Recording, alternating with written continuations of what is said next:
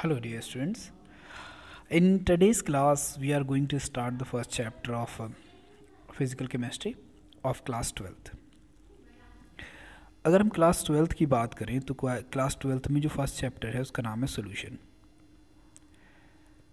Normally जो board में इससे क्वेश्चन पूछे जाते हैं अराउंड ये 7 मार्क्स का आता है, लेकिन जो क्वेश्चन होते हैं वो जनरली बहुत ज़्यादा अच्छे पॉइंट वाले होते हैं। और अगर आप इस चैप्टर को समझ लेते हैं तो आगे के जो चैप्टर पढ़ते हैं वहाँ पर बहुत सारे कॉन्सेप्ट्स हैं जो बहुत आसानी से क्लियर हो जाते हैं।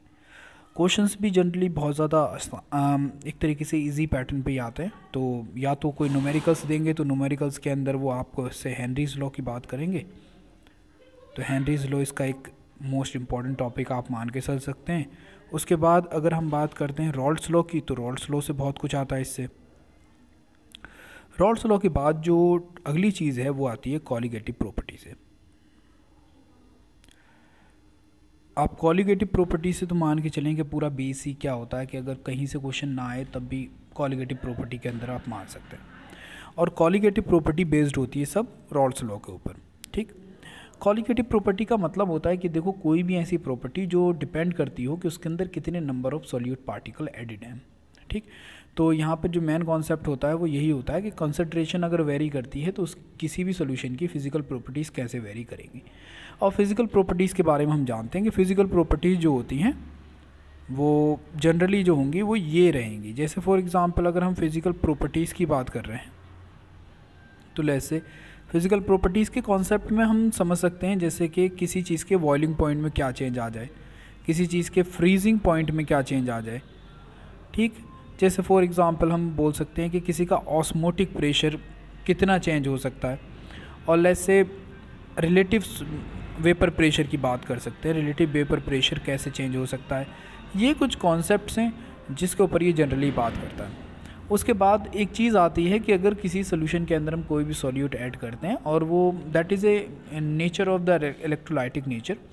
जैसे इलेक्ट्रोलाइटिक नेचर तुम ऐसे समझो जैसे आपने कोई NaCl लिया और जब आप इसको सोल्यूशन में डालेंगे या किसी वाटर वगैरह एक्वस सोल्यूशन में डालेंगे तो ऑफकोर्स आपको पता है कि ये आपको डिसोसिएशन के बाद Na पॉजिटिव और Cl निगेटिव देगा।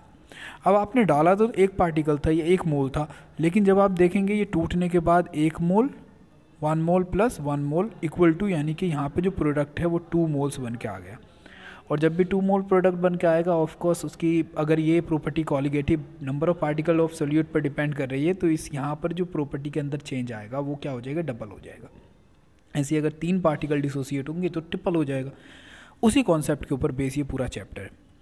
फिर इसके अंदर जनरली जो क्वेश्चन 1 नंबर या 2 नंबर में आते हैं वो आते हैं कि भाई आइडियल सॉल्यूशंस क्या होते हैं, नॉन आइडियल सॉल्यूशंस क्या होते हैं। नॉन आइडियल सॉल्यूशन के अंदर भी टाइप होते हैं कि पॉजिटिव डेविएशन शो करने वाले, निगेटिव डेविएशन शो करने वाले।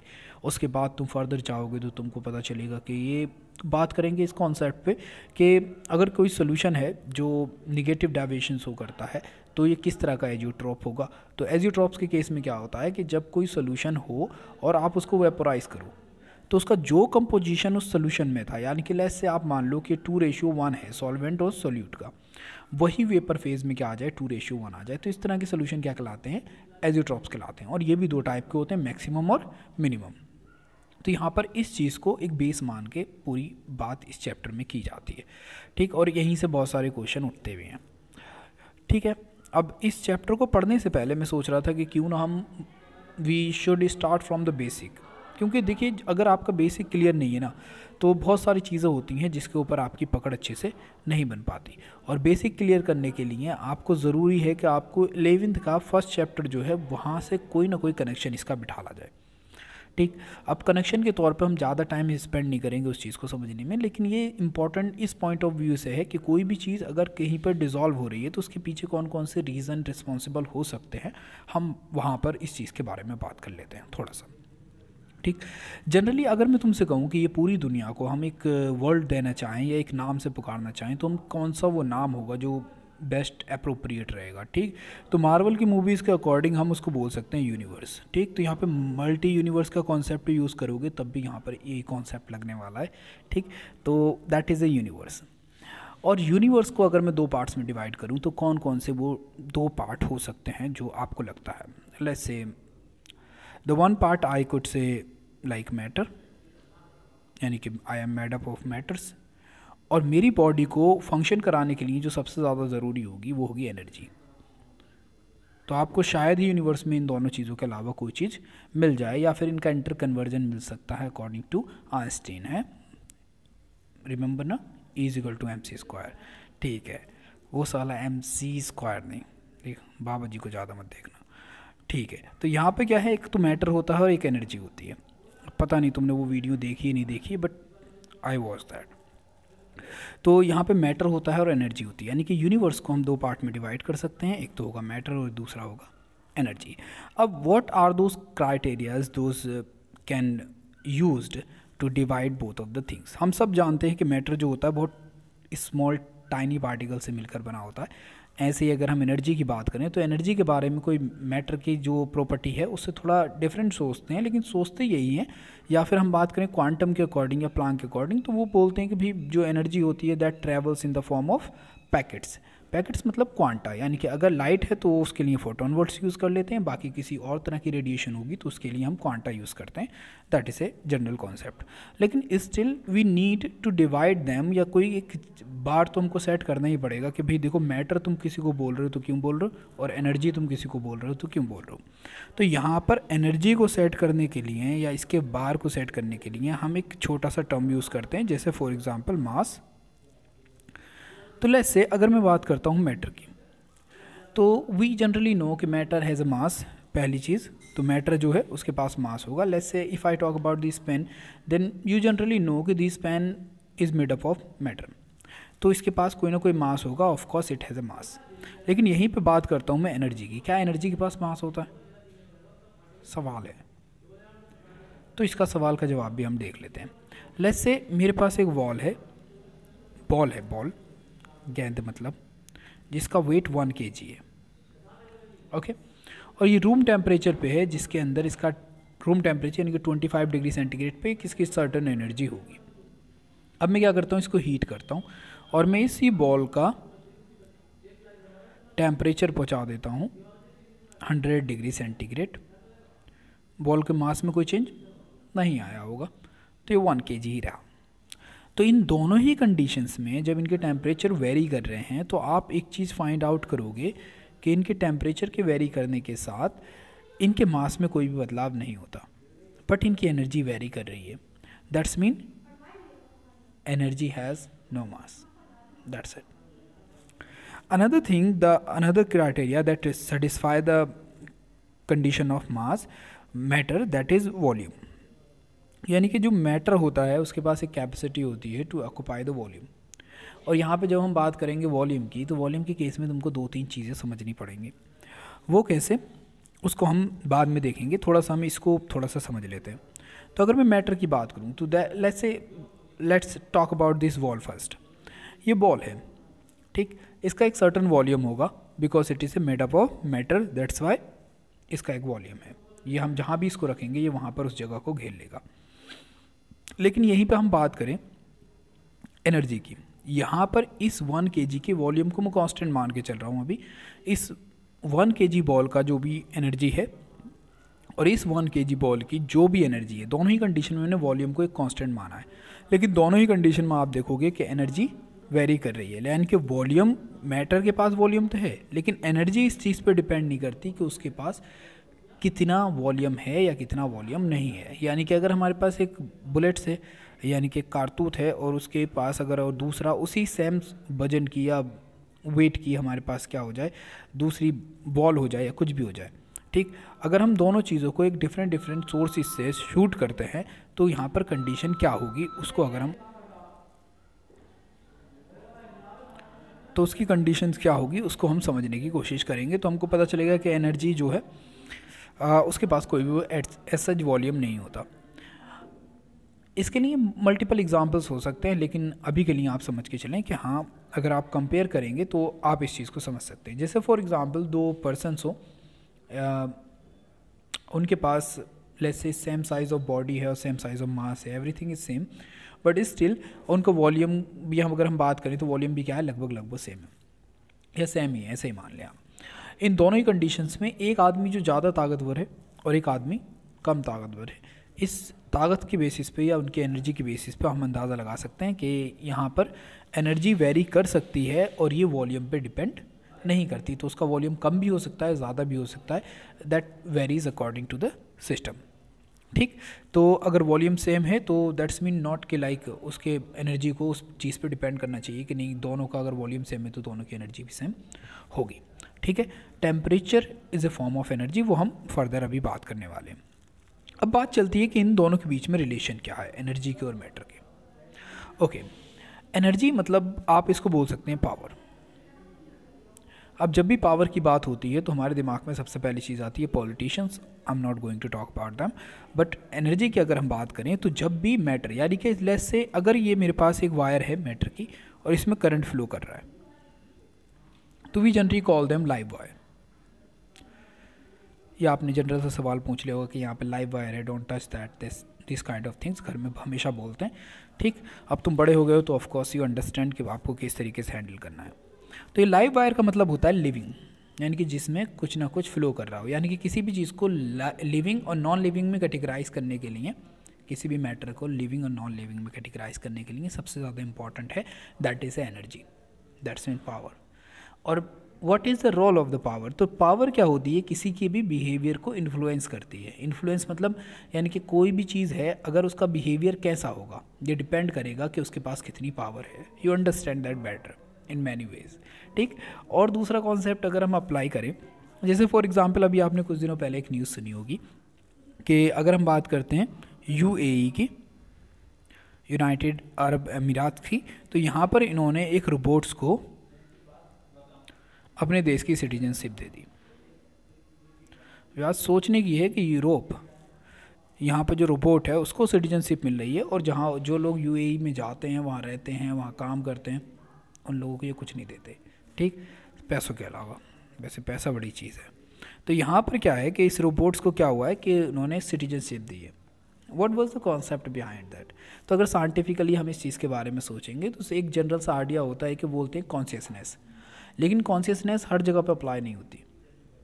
ठीक, कॉन्शियसनेस हर जगह पर अप्लाई नहीं होती, क्योंकि there are in biology there are some kind of the animals, उसके बीच में भी कॉन्शियसनेस का कॉन्सेप्ट लगता ही नहीं। ठीक, तो कॉन्शियस होना ना होना ये मेरे ख्याल से एक बिल्कुल फिट बैठने वाली चीज़ नहीं है। लेकिन हाँ, एक चीज़ अप्लाई होती है, दैट इज़ एनर्जी। अगर किसी सिस्टम के अंदर एनर्जी फ्लो कर रही है तो वो लाइव है, और लाइव है जैसे रोबोट्स के पास तो इवन कॉन्शियसनेस भी है। हम एक तरीके से कह सकते हैं कि वो जो उसके एक्सपीरियंस और जो उसकी ट्रेनिंग है उसके बेसिस पर वो डिसीज़न ले सकता है। और सिमिलर डिसीज़न हम भी लेते हैं, लेकिन कभी कभी हम कुछ ज़्यादा क्रिएटिव डिसीज़न भी लेते हैं, तो हमको ये चीज़ भी याद रखनी पड़ेगी। अब दूसरी चीज़ आती है मैटर के केस में। अगर कोई तुमसे बोले कि भाई what are the examples of matter, तो तुम बड़ी आसानी से बोल सकते हो कि मेरे पास मेरा पेन या किसी और का पेन हो, या ऑमलेट बनाने वाला पेन हो, जो भी हो, फिलहाल आप उसे मान लोगे। ठीक है, या फिर यहाँ पे हम बात करें बुक्स, टेबल, एनीथिंग एटसेट्रा, जो चीज़ भी तुम देख पा रहे हो अभी, और जो चीज़ भी तुम टच कर पा रहे हो, अच्छे से महसूस कर पा रहे हो, ठीक है, वो सारी चीज़ें क्या होती हैं, मैटर ही होती हैं। एयर वगैरह, वाटर, सब कुछ ये मैटर ही है जो कुछ हमारे सराउंडिंग में है। अब सवाल उठता है कि एनर्जी क्या है फिर? तो एनर्जी क्या चीज़ है जो दूसरी चीज़ों के बिहेवियर को चेंज कर पाती हो? तो यहाँ पे जो सबसे बड़ा सवाल है एनर्जी के केस में, लेट्स से हम इसको एक डिटेल ही बना लेते हैं।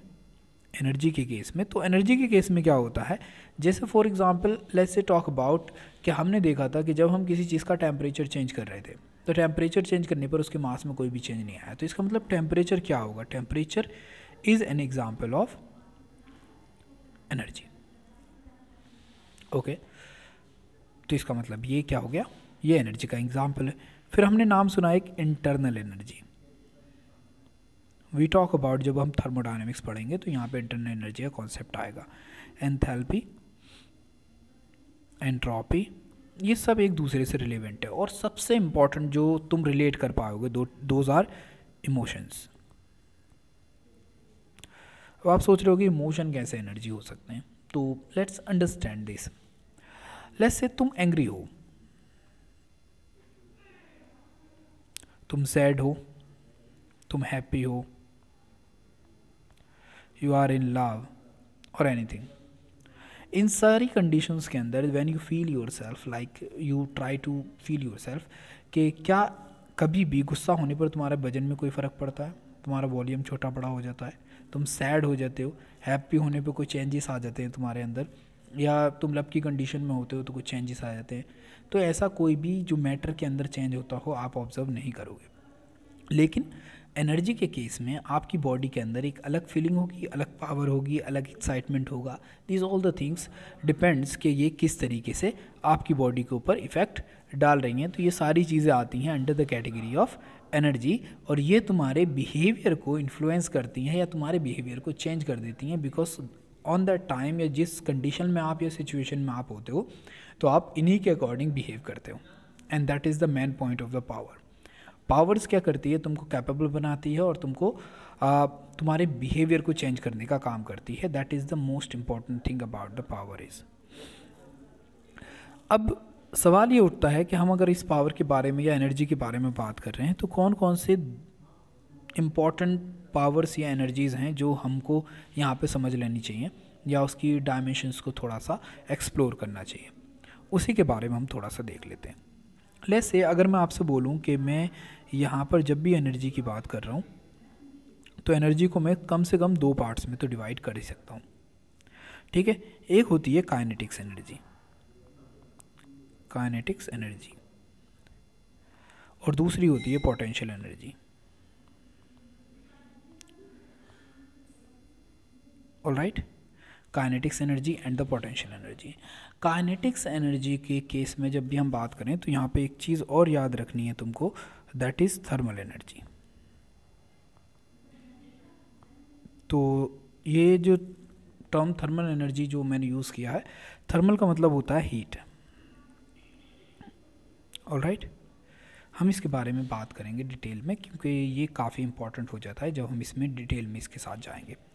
काइनेटिक्स एनर्जी, जब भी मैं बात करता हूँ काइनेटिक्स एनर्जी की, तो काइनेटिक्स एनर्जी का मतलब होता है कि कोई भी पार्टिकल या कोई भी चीज़ या कोई भी ऑब्जेक्ट जो एनर्जी उसको मूव कराने के लिए रिस्पॉन्सिबल होगी वही कहलाएगी उसकी काइनेटिक्स एनर्जी। तो एनर्जी दैट इज़ रिस्पॉन्सिबल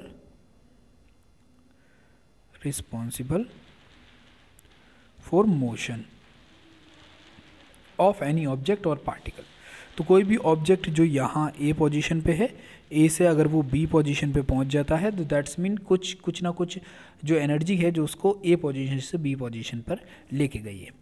ऐसे ही दूसरा कॉन्सेप्ट होता है पोटेंशियल एनर्जी। पोटेंशियल एनर्जी किस लिए रिस्पॉन्सिबल है? तो पोटेंशियल एनर्जी क्या होती है? जो उस चीज़ को एक ही जगह पर रोके रखे। यस, यानी कि अगर ये पार्टिकल, लेट्स से एक पार्टिकल की सिचुएशन ये है कि एक पार्टिकल यहाँ रखा है, मैंने इसको मान लिया कि ये ए है, तो इस ए पॉइंट पर इसकी कोई ना कोई पोटेंशियल एनर्जी रही होगी। ठीक, अब मैंने इस पार्टिकल को यहाँ से लाकर गिराकर यहाँ रख दिया, लेट्स से ये है इसकी बी पोजीशन। अब यहाँ पर इसकी पोटेंशियल एनर्जी अलग होगी।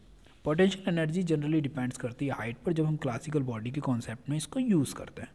ठीक, तो यहाँ पर आपको याद रखना है कि यहाँ पर पोटेंशियल एनर्जी जो किसी भी ऑब्जेक्ट को एक ही जगह पर स्टेबल रखती हो या स्टेशनरी रखती हो, यानी कि उसको वहाँ से हिलने ना दे, तो इन दैट कंडीशन हम बोलते हैं जो किसी चीज़ को रोके रखेगी वो पोटेंशियल एनर्जी होगी और जो किसी चीज़ को मूव कराएगी वो काइनेटिक्स एनर्जी होगी। ठीक, पोटेंशियल एनर्जी जनरली डिपेंड्स करती है हाइट पर, डिपेंड्स ऑन हाइट, या उसके चारों ओर जो उसको बांधे हुए फोर्सेस हैं वो कितने ज़्यादा स्ट्रॉन्ग हैं, ये डिपेंड करेगी पोटेंशियल एनर्जी। और जो काइनेटिक्स एनर्जी है वो डिपेंड करती है टेम्परेचर पर। तो इफ़ द टेम्परेचर इंक्रीजेस तो ऑफ कोर्स पार्टिकल्स की काइनेटिक्स एनर्जी इंक्रीज़ करेगी, और जब भी काइनेटिक्स एनर्जी इंक्रीज़ करती है तो in that condition you need to understand कि पार्टिकल बहुत आसानी से एक जगह से दूसरी जगह मूव करने लगते हैं। ये यहाँ पर एक बेसिक कॉन्सेप्ट लगता है इसके ऊपर जिसको आपको समझने की ज़रूरत है। ठीक, लेकिन अब सवाल ये उठता है कि हम इसको अप्लाई कैसे करेंगे मैटर के ऊपर, क्योंकि ओवरऑल अगर हम फिज़िकल के अंदर बात करें तो फिज़िकल के अंदर हम बिहेवियर की बात करते हैं due to change of the energy, कि एनर्जी किस तरीके से बदल रही है जिसकी वजह से मैटर के बिहेवियर पर क्या असर पड़ेगा, और उसके मैटर के बिहेवियर पर असर पड़ने की वजह से हमने जो कुछ भी हम पढ़ने वाले हैं उसके क्वेश्चंस को हम किस तरीके से आंसर कर पाएँ, क्योंकि ओवरऑल हमारा जो मेन एम है वो है एक बेटर आंसर लिखना और एक बेटर अप्रोच के साथ एक सही आंसर तक पहुंच पाना। ठीक। तो यहाँ पर हम काइनेटिक्स एनर्जी और पोटेंशियल एनर्जी के बीच में डिफरेंस करना सीख गए।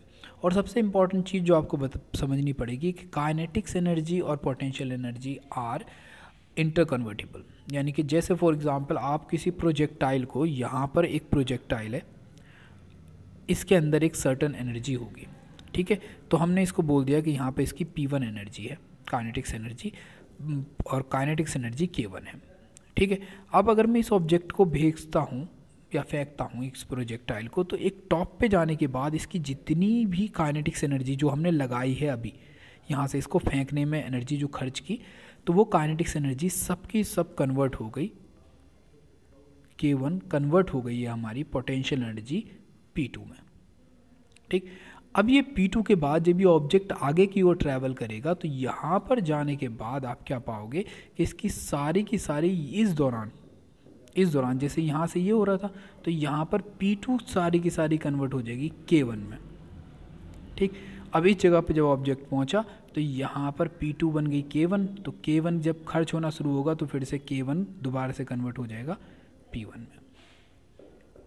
तो कॉन्सेप्ट ओवरऑल इस जगह पर आने के बाद दोनों ही ऑब्जेक्ट की एनर्जी क्या है, एक अगर ये सेम जगह पर, या हम बोल सकते हैं सेम लेवल पर हैं, तो दोनों की एनर्जी क्या हो जाएगी, एक दूसरे के बराबर हो जाएगी। यानी कि आपकी पोटेंशियल एनर्जी कन्वर्ट होती है काइनेटिक्स एनर्जी में, काइनेटिक्स एनर्जी कन्वर्ट होती है पोटेंशियल एनर्जी में, they both are interconvertible. अब वैसे जब हम इस सारी चीज़ों को समझ गए, तो अब समझने की ज़रूरत है हमको कि हम बात कर लेते हैं थोड़ी सी मैटर के बारे में। Matter division is a rule of nature. Nature हमेशा चीज़ों को डिवाइड करता है, और उसी कॉन्सेप्ट को बेस मानकर हमने यूनिवर्स को डिवाइड किया दो पार्ट्स में, मैटर एंड एनर्जी। और हम अब मैटर को भी डिवाइड करेंगे, जैसे हमने एनर्जी को दो पार्ट्स में डिवाइड किया था, काइनेटिक्स और potential energy. There are lot of type of energies, but लेकिन उन सारी ही एनर्जी को तुम कहीं ना कहीं इन दोनों ही ब्रांचेस के अंदर पढ़ते हो, ठीक। तो हम एक चैप्टर आता है स्पेक्ट्रोस्कोपी के नाम से, तो वहाँ पर क्या होता है, एनर्जी के डिफरेंट रोल्स और डिफरेंट बिहेवियर की वजह से मैटर को रिकॉग्नाइज करना सीखते हैं, या मतलब किया जाता है एक तरीके से। यहाँ पर अगर हम मैटर की बात करें, तो मैटर को भी मैं दो तरह की प्रॉपर्टीज़ के बेस पर डिवाइड करूँगा। First property that we generally talk about, that is a physical property, physical properties. और दूसरी प्रॉपर्टी आती है chemical properties.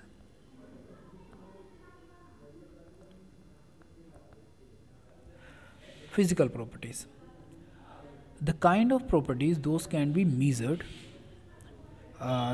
without changing the chemical composition of anything that means substance। यानी कि अगर किसी सब्सटेंस का आप केमिकल कॉम्बिनेशन में कोई भी बदलाव नहीं करते हैं और उसको बिना बदले तुम उसकी प्रॉपर्टीज़ को मीज़र कर सकते हो या समझ सकते हो, तो वही क्या कहलाती है, आपकी फिज़िकल प्रॉपर्टीज़ कहलाती हैं, ठीक है। और इन्हीं सारी फिजिकल प्रॉपर्टीज़ को हम एक कांस्टेंट टेम्परेचर और प्रेशर की कंडीशन में मेज़र करते हैं, और उसी के बेस पर हम बोलते हैं कि these are the physical properties of this substance और समथिंग।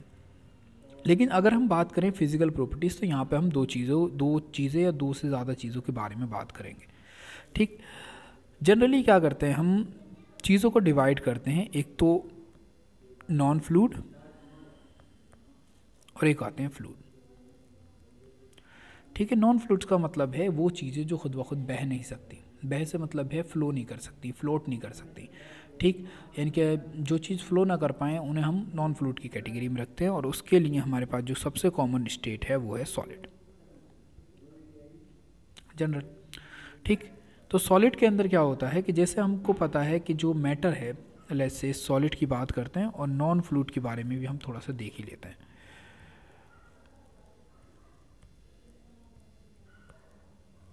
यहाँ पर दो स्टेट आती हैं जो फ्लो कर सकती हैं, उसमें आते हैं एक लिक्विड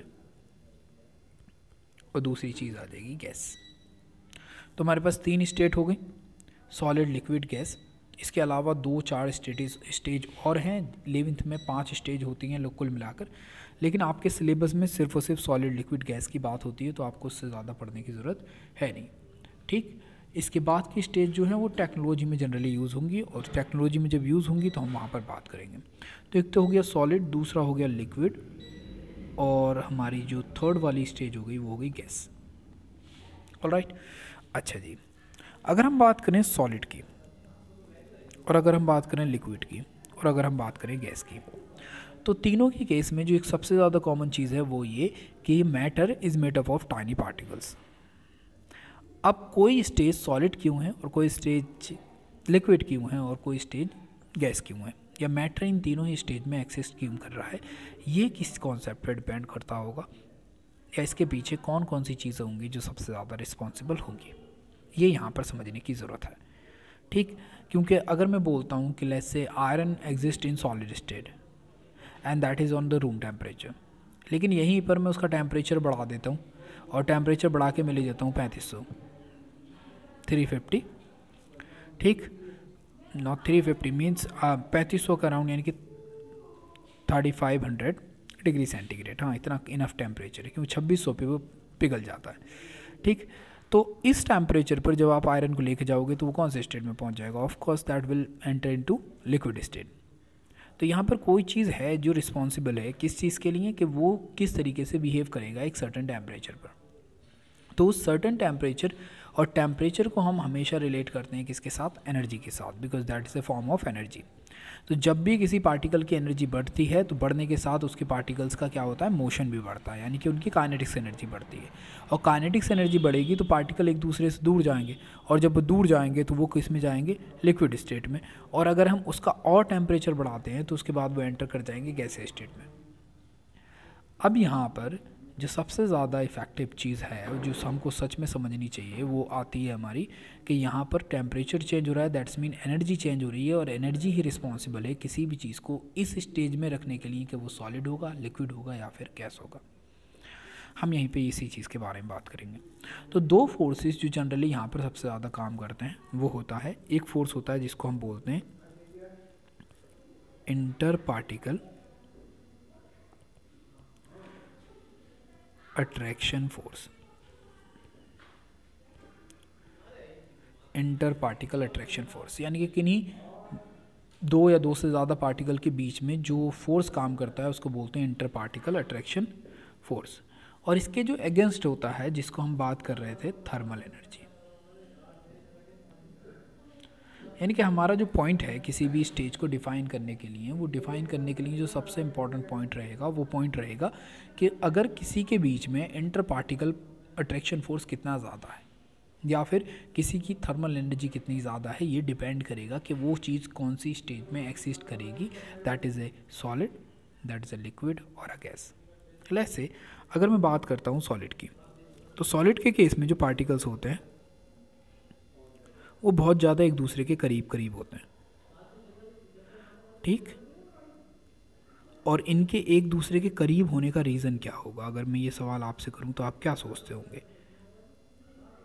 ऑफ कोर्स आपके दिमाग में सबसे पहली चीज़ यही आई होगी कि सर इनके बीच में या इनके एक दूसरे के बहुत ज़्यादा करीब होने का रीज़न होगा कि इनके बीच में जो इंटर पार्टिकल अट्रैक्शन फोर्स है वो क्या है, ज़्यादा है, किससे, थर्मल एनर्जी से। यानी कि inter particle attraction force is greater than thermal energy, that's why they exist in solid state.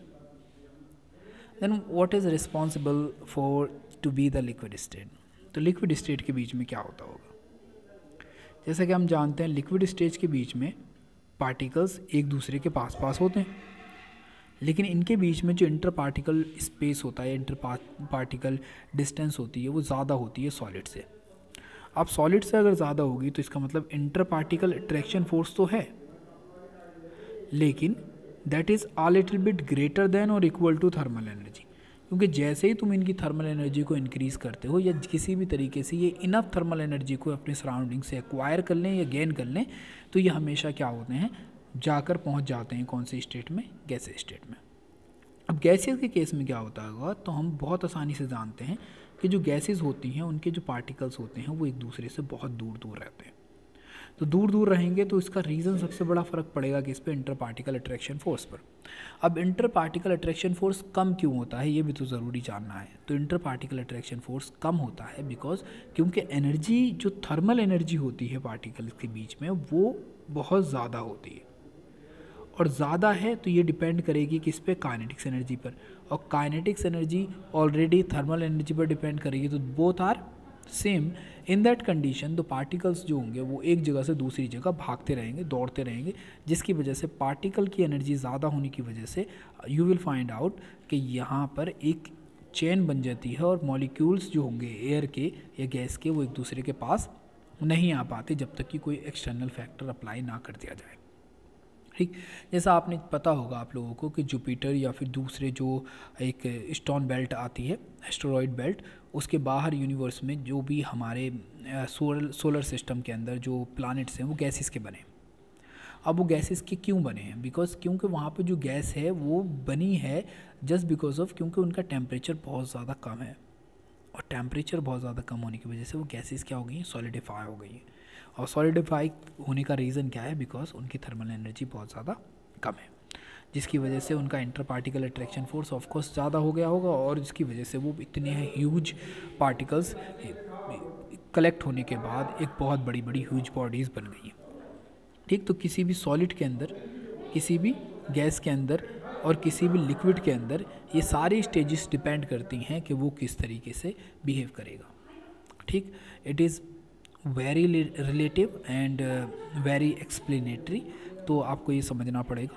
और जब कोई स्टेज बदलती है तो वो किस तरीके से इन चीज़ों के ऊपर इम्पैक्ट डालती है, हम उस चीज़ के बारे में भी थोड़ा सा डिस्कशन कर लेते हैं। जैसे अगर मैं बात करूँ सॉलिड की, यानी कि सॉलिड के केस में जैसे मैं सॉलिड ही लेता हूँ, आप मान के चलें हम आइस की बात कर रहे हैं।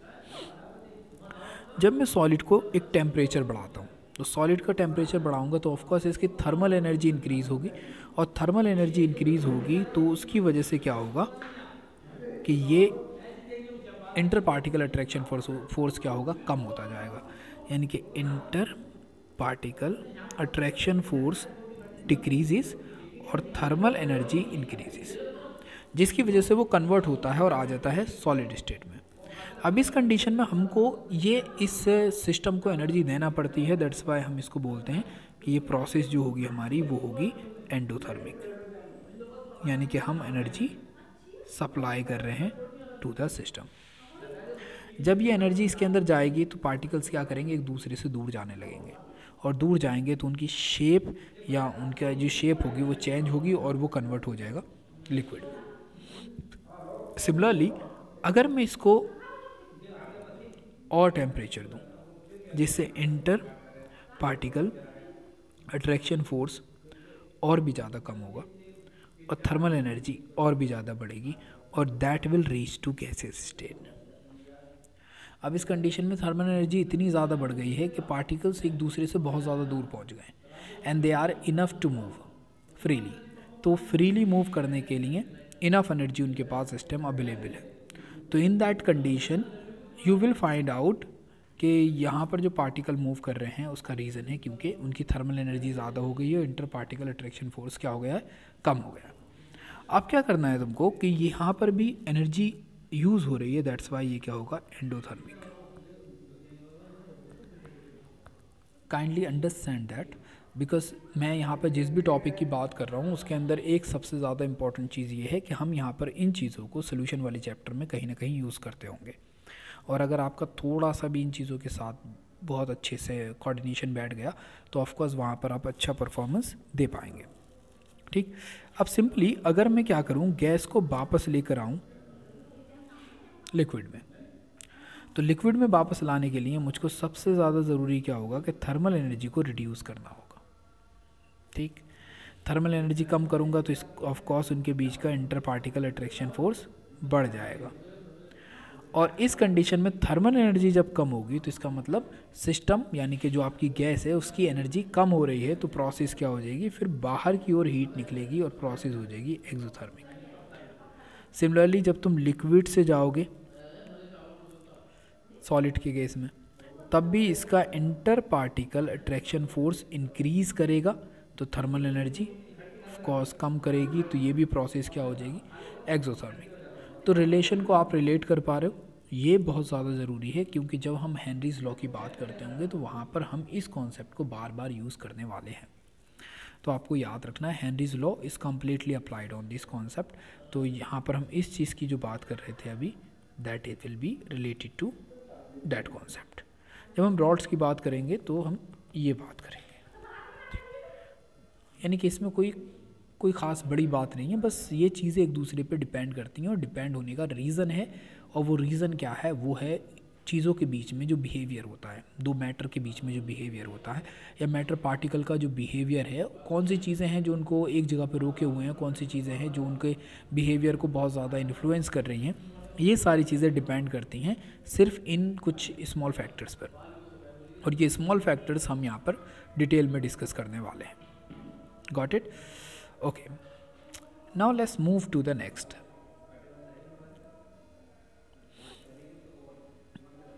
Let's talk about it.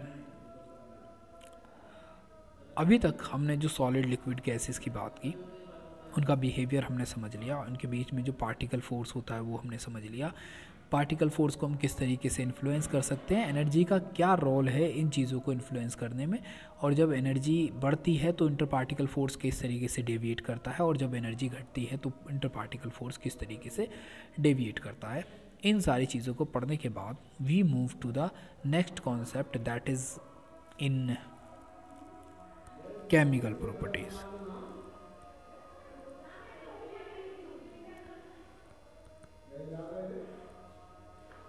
अगर इतना बेसिक आपने अभी तक क्लियर कर लिया है तो दैट्स मीन आप बहुत अच्छे से समझ चुके हैं कि हम इस चैप्टर के अंदर कौन कौन सी चीज़ों को बेस बनाकर यूज़ करेंगे, और वो चीज़ें किस तरीके से आपकी स्टडी में या कॉन्सेप्ट को क्लियर करने में हेल्प करेंगे।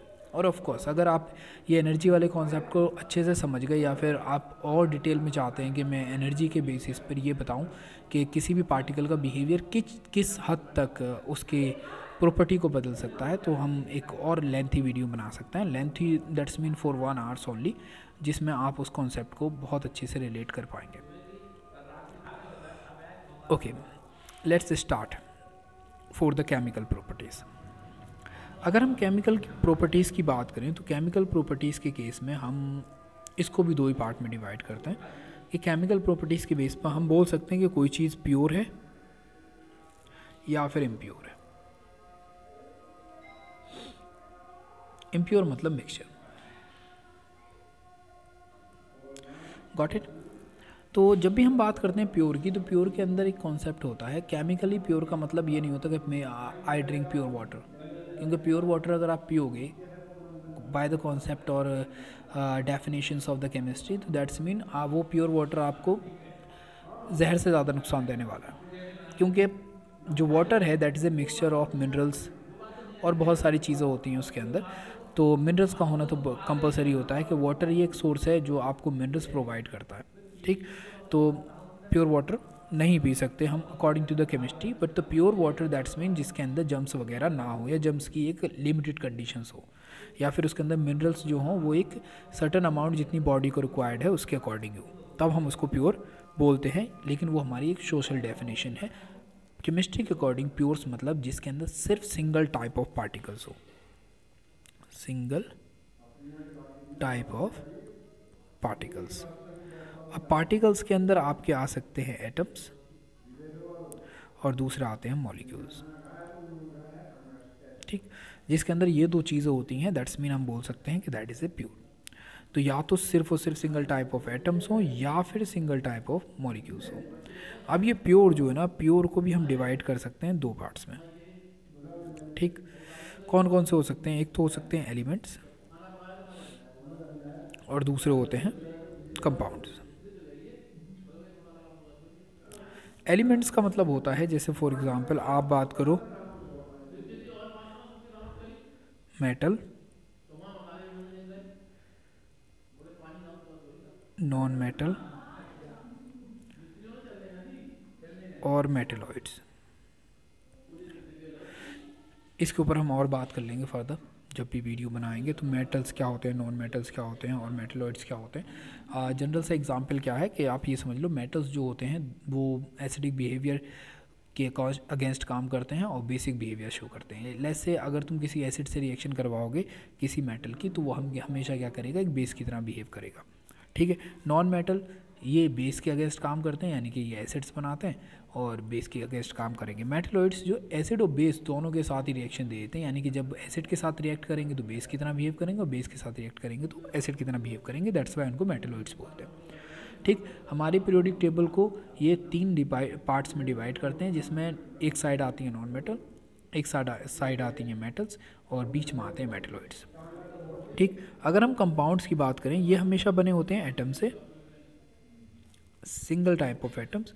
कंपाउंड बने होते हैं मॉलिक्यूल्स से, और मॉलिक्यूल्स को हम 2 कैटेगरीज में डिवाइड कर देते हैं। एक तो इनऑर्गेनिक कंपाउंड्स की कैटेगरी, और एक आती है ऑर्गेनिक कंपाउंड्स की कैटेगरी, यानी कि कंपाउंड जिनके अंदर कार्बन पाया जाता हो या कार्बन बैकबोन पाई जाती हो, और इनऑर्गेनिक जिसके अंदर कार्बन के अलावा कोई भी कंपाउंड आएंगे, जैसे कार्बन के अंदर कार्बन CO2 वगैरह जो है, SCN वगैरह है, इसको हम इस कैटेगरी में नहीं डालते।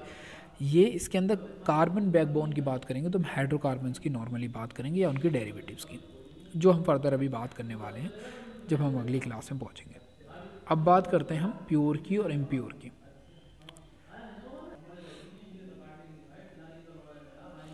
अगर हम बात करें इम्प्योर की, तो इम्प्योर के अंदर क्या आते हैं, मिक्सचर आते हैं, और मिक्सचर की कैटेगरी के अंदर क्या होगा, एक तो आएंगे सॉल्यूशंस, सॉल्यूशन की कैटेगरी को बोलते हैं होमोजीनस मिक्सचर्स। दूसरा आते हैं हेट्रोजीनस मिक्सचर, हेटेरोजीनस मिक्सचर।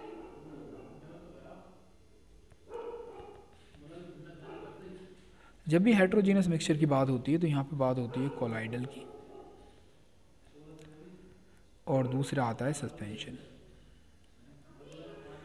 जब हम लिक्विड स्टेट बात करते होंगे तो इनके बारे में बात करेंगे।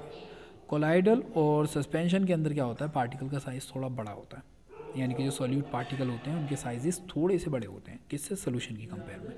दैट्स वाई ये देखने में ना थोड़े से हेट्रोजीनस लगते हैं। हेट्रोजीनस मीन्स कोलाइडल तो समटाइम आपको लगेगा होमोजीनस है, लेकिन सस्पेंशन तो एकदम अनस्टेबल ही होता है, बिल्कुल आपको अलग अलग नज़र आएगा। दैट्स वाई ये हम बात करेंगे हेट्रोजीनस के केस में।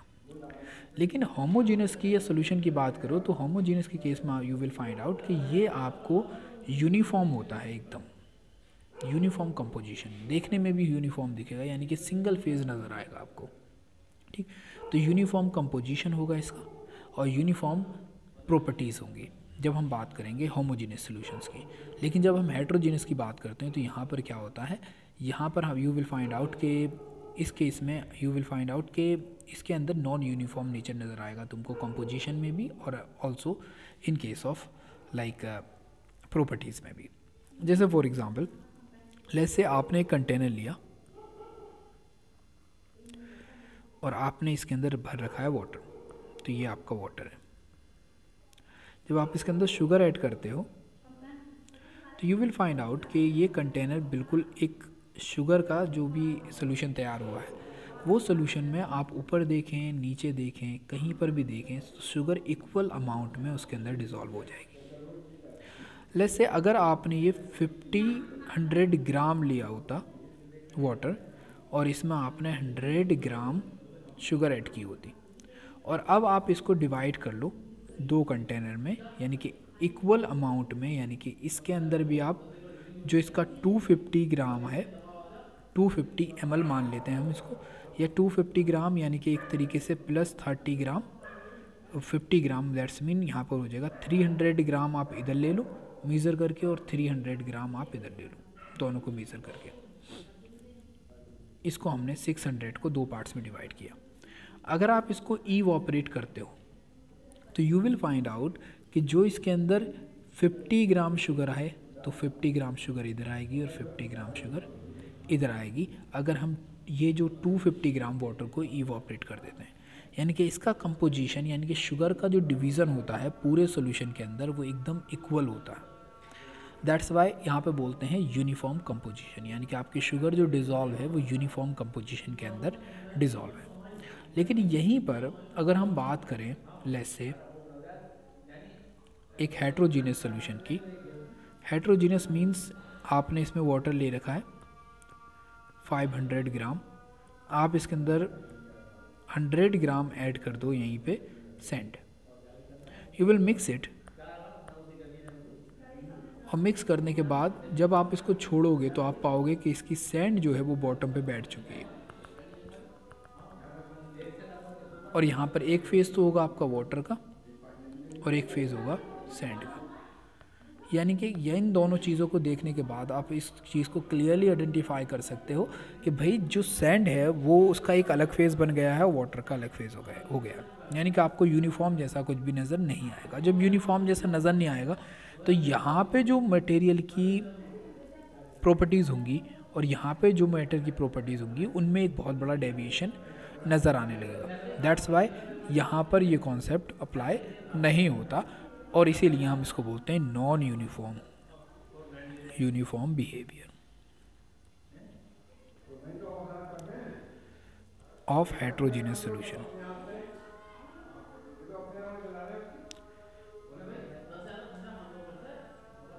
ठीक, अब फर्दर हम जो भी स्टडी करने वाले हैं, we are going to study about the solutions, दो सॉल्यूशंस जिनको हम जनरली बोलते हैं कि ये कैसे सॉल्यूशंस हैं। ये सॉल्यूशन है आपके होमोजीनियस। ठीक, और होमोजीनियस सॉल्यूशन को एक नाम दिया जाता है, वो है कि ट्रू सॉल्यूशंस। और ट्रू सॉल्यूशंस के बारे में हम कुछ कॉन्सेप्ट पढ़ेंगे, उनके डेफिनेशंस देखेंगे, उनके क्वेश्चन सॉल्व करेंगे और धीरे धीरे हम चीज़ों को रिलेट करने के बाद उसकी एक बॉटम लाइन को इस्टेब्लिश करने की कोशिश करेंगे। Be present in the next video, और मैं बहुत जल्दी अपलोड करूँगा वो वीडियो भी, ठीक, जिसके अंदर हम चैप्टर के ऊपर बात करते होंगे और जो हमने आज सीखा है उसको हम कैसे वहाँ पर अप्लाई कर सकते हैं, हम इस बारे में भी वहाँ बात करेंगे। Thank you very much, have a nice day, good bye.